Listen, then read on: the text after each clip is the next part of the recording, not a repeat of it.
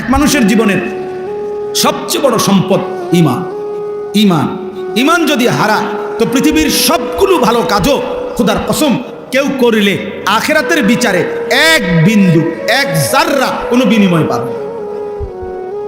পাবে মান আমিলা সালিহান মিন যাকারিন আও উনসা ওয়া হুয়া মুমিন। আল্লাহ তাআলা বলেন, পুরুষ কিংবা নারী যেই নেক আমল করে তবে শর্ত হইল ওয়া হুয়া মুমিন, ঈমান ঠিক অবস্থায়। ঈমান অবস্থায় পুরুষ কিংবা নারী যেই নেক আমল করবে ফালা নুহইয়ান্নাহু হায়াতান তাইয়্যিবা, আমি আল্লাহ তাকে দুনিয়াতেই একটা উত্তম পবিত্র আরামের জীবন দান করব। ওয়ালা নাজজিয়ান্নাহুম আজরাহুম বিআহসানি মা কানু ইয়ামালুন, এবং আমি আল্লাহ তার প্রত্যেকটা নেক আমলের বিনিময়ে আখিরাতে জান্নাতের সর্বোত্তম বিনিময় দান করব। তাহলে শর্ত হলো ঈমান। শর্ত হলো কি?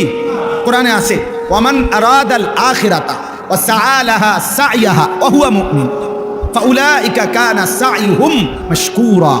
আল্লাহ তাআলা বলেন, তোমাদের মধ্য থেকে যারা যারা আখিরাত চায় এবং আখিরাতের জন্য জান্নাতের জন্য সর্বোচ্চ মেহনত করে, ওয়া সাআলাহা সাইয়াহা, তার জন্য মেহনত করে, আমলের মেহনত, আল্লাহ বলেন ওয়া হুয়া মুমিন। হ্যাঁ, শর্ত হলো ঈমান অবস্থায় আখিরাতের আশায় যে সর্বোচ্চ মেহনত করে, ফাউলাইকা কানা সাইয়ুহুম মাশকুরা। আল্লাহ তাআলা বলেন, তার প্রত্যেকটা মেহনত ঈমান ঠিক রেখে যাই করবে তাই আল্লাহর কাছে প্রশংসিত হবে, কৃতজ্ঞতার উপযুক্ত হবে। আল্লাহ তাআলা সেটা ধন্যবাদের সাথে গ্রহণ করে নেবে। এই জন্য ঈমান আমাদের সংশোধন জরুরি।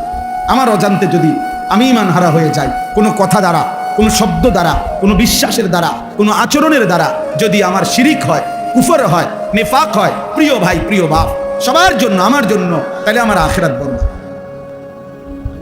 আখিরাত বরবাদ। শিরিক মুক্ত ঈমান জরুরি।